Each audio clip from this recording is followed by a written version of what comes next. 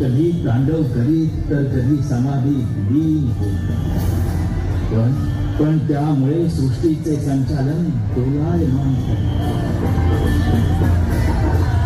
झालेला ब्रह्मा आणि विष्णूने आदिशक्तीची आराधना केली.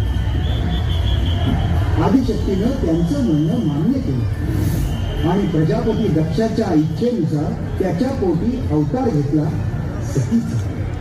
सती मातेच्या आयुष्याचा एकच ध्यास महादेवांशी लग्न, परंतु तिचा पिता दक्ष महादेवांना न मानला. नारायण नारायण. पण सतीने हट्टाने शिवाशी विवाह केला बरं का.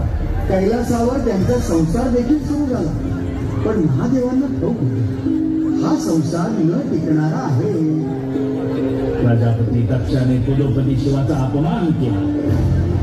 सतीमध्ये आदिशक्ती जागृत झाली आणि तिने होमकुंडात स्वतःची आहुती दिली. क्रुद्ध झालेल्या शिवाने दक्षाला कठोर शासन केले, परंतु शांत झाल्यावर त्याला पुन्हा जीवनदानही दिलं. शिव पुन्हा समाधिस्थ झाले आणि आदिशक्तीने पुन्हा जन्म घेतला.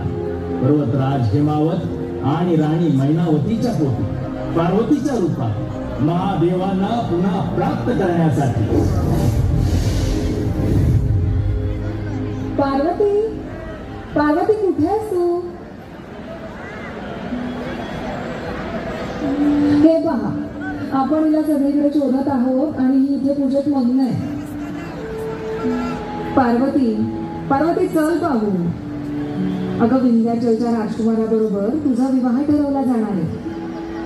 मी तेव्हाच महादेवांना मनाने वरले आहे. पण पार्वती, तू महादेवांना पाहिलं देखील नाही, ते तुला ओळखत नाही, मग तू त्यांना कशी प्राप्त करणार? मी केवळ महादेवांवर प्रेम केलं आहे. मी त्यांच्याशीच विवाह करेन, हा माझा दृढ निश्चय आहे. मी हेही जाणते की त्यांना प्राप्त करणे सोपे नाही. मी कठोर तप करेन, त्यांना मिळवण्यासाठी कठोर परिश्रम करेन. ते माझ्याकडे येत नाहीत म्हणून काय झालं? मी त्यांच्याकडे जाईन. तो मार्ग खडतर आहे मला ठाऊक आहे, पण तो पार करून मला त्यांच्यापर्यंत पोहोचायचं आहे आणि म्हणूनच ही शिवाची नित्य साधना.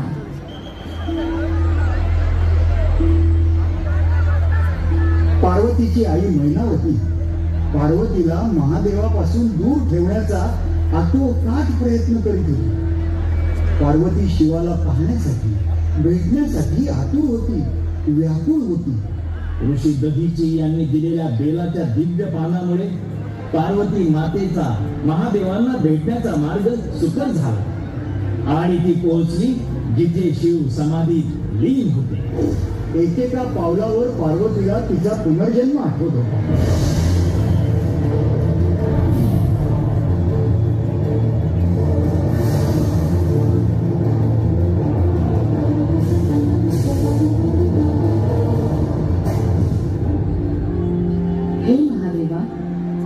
सदाशिवा.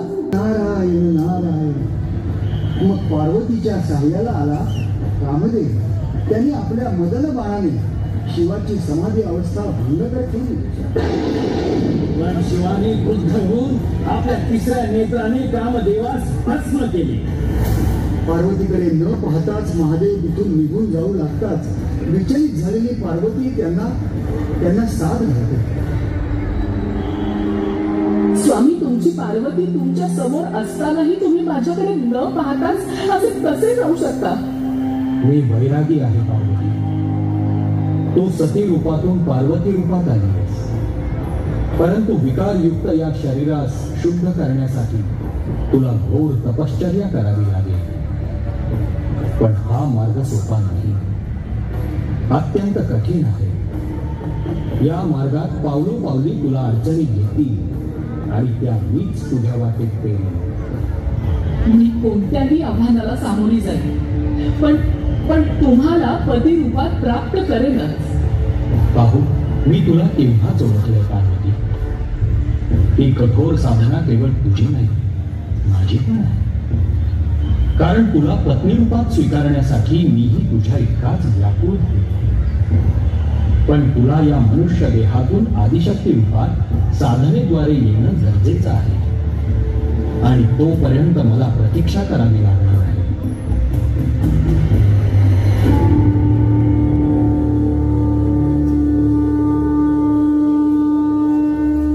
नारायण नारायण. महादेव तर निघून गेले आणि पार्वतीने साधनेला सुरुवात केली. पण इथेच महादेवांनी परीक्षेला प्रारंभ केला. पूजेसाठी पार्वती शिवलिंग तयार करायची आणि ते शिवलिंग गुप्त व्हायचं. आणि मग मातेच्या मदतीस आले तिचे बंधू श्री विष्णू नारायण. नारायण नारायण. हर हर महादेव, हर हर महादेव. महादेवा, मी तुमची पूजा करीत आहे. मला सफल होण्याचा आशीर्वाद द्या.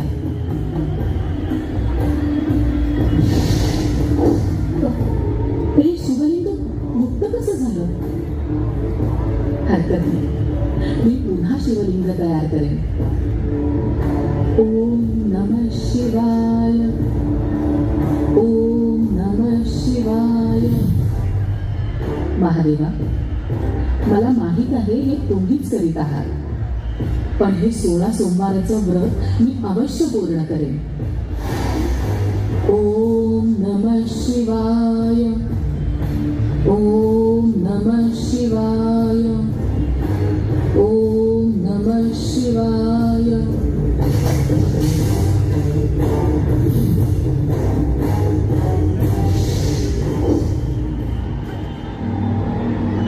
ताई, थोडे पाणी मिळेल का? हो.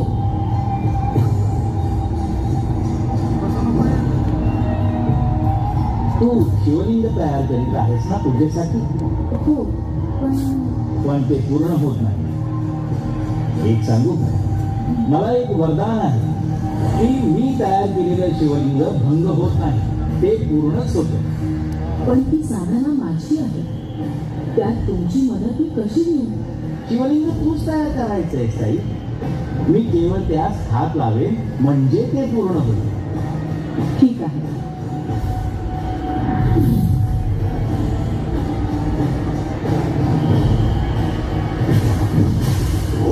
हे पहा, झाले पूर्ण शिवलिंग. आता तू तुझी साधना निश्चिंत होऊन पूर्ण कर. आणि हो, एक सांगायचंच आहे, तुझ्या विवाहाचा मुहूर्त भाऊ म्हणून मीच करणार आहे. तुझी साधना पूर्ण हो. ऋषीला, मी आपली अत्यंत आभारी आहे. पार्वती माता कठोर साधना करू लागली. साधनेच्या एक एक वळणावर ही मनुष्य देहाचे सारे विकार दूर करते. अग्नी, जल, वायू, आकाश, पृथ्वी या पंचतत्वांना अधीन करून घेतले. तिकडे पार्वतीच्या या नव्या आदिशक्ती रूपाला पत्नी रूपात प्राप्त करण्यासाठी महादेवही अधीन झाले आहे. नारायण नारायण. पार्वती मातेची साधना पूर्ण होते आणि तिथे शिवप्रभू प्रकट होतात.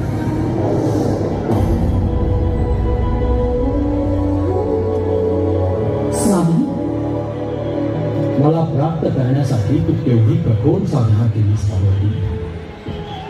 तुला ठाऊके, तुझ्या साधनेचा एक एक टप्पा तुझ्या सोबत मीही पार केला. मला ठाऊक आहे महादेवा, माझ्या सोबत तुम्ही सुद्धा परीक्षा दिली आहे. पार्वती, मी या क्षणी तुझा पत्नी म्हणून स्वीकार करतो. ते सर्व ठीक आहे, पण जोपर्यंत माझ्या आई आणि वडिलांची सहमती येत नाही तोपर्यंत आपला विवाह होऊच शकत नाही. मग काय, मुलाकडून विवाहाचा प्रस्ताव माझ्या घरी यायलाच हवा. असंही असतं? असंच असतं. ही रीत आहे आणि ती पाळावी लागेल. ठीक आहे, मी सप्तर्षींना पाठवतो तुझ्या आई वडिलांकडे. नारायण नारायण. मुनिवर, पुढे काय झालं हे ऐकण्यासाठी सर्वजण उत्सुक आहे. हो हो हो हो सांगतो सांगतो. सप्तर्षींनी विवाहाचा प्रस्ताव राजा हिमावत आणि राणी मैनावतीकडे नेला. त्यांनी तो सहर्ष स्वीकार केला. तिथे ठरली फाल्गुन मासातील कृष्ण पक्षातील चतुर्दशी अर्थात शिवरात्री. आणि शिवपार्वती विवाहानंतर ही तिथी महाशिवरात्री म्हणून साजरी केली जाऊ लागली. मुहूर्त ठरला, लग्नाची लगबग सुरू झाली. शिवाच्या अंगावर निश्चय चिता दिसली. हळदीच्या रूपात पार्वतीच्या अंगाला लावले गेले. आणि आता लग्न घटिका समीप आली. नारायण नारायण. सनई चौघडा वाजू लागला. कैलासावरून शिवाचं वराड निघालं. भस्मविभूषित महादेव माझ्यावर विराजमान झाले. आणि कोण कोण आलं? श्री हनुमंत स्वतः सूर्यरूपी श्रीरामाला घेऊन आले. देव, सर्प, गंधर्व, विद्याधर इत्यादी देवता जमा झाले. ऋषी, मानवराजे पृथ्वीवर जमा झाले. वेताळाच्या अधीन असलेले विविध गण म्हणजे भूत, प्रेत, पिशाच हे कैलासावर जमा झाले आणि निघाली श्री महादेवाची वरात.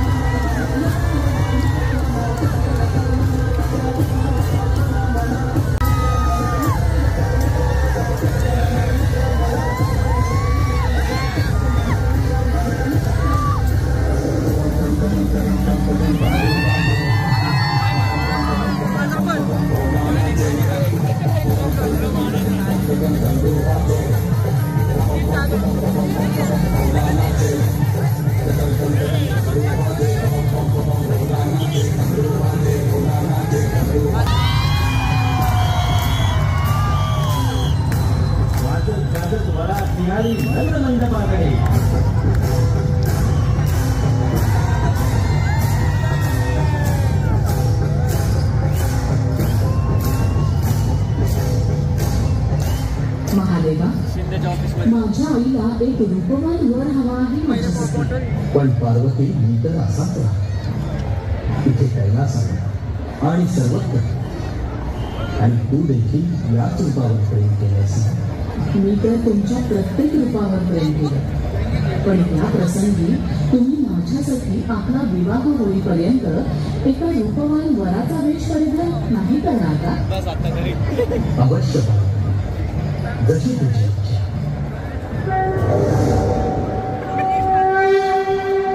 भक्तगण हो, शिव पार्वती यांचा विवाह संपन्न होत आहे. आपणही या लग्न सोहळ्यात सहभागी होऊया.